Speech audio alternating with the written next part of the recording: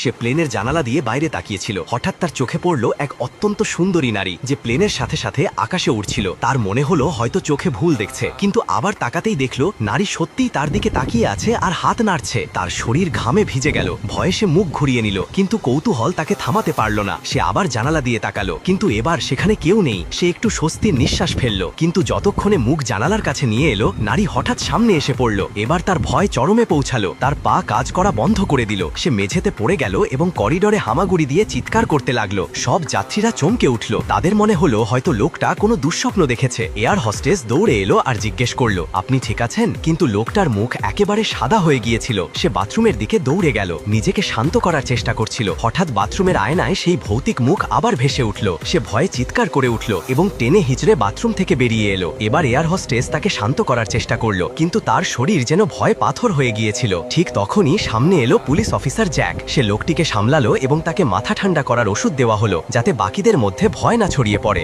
Jack তাকে পিছনে নিয়ে গেল এবং এয়ার হোস্টেস সবার উদ্দেশ্যে বলল, আমরা ঝড়ো এলাকায় আছি। এমন পরিস্থিতিতে কারো কারো প্যানিক অ্যাটাক হতে পারে, কিন্তু আসল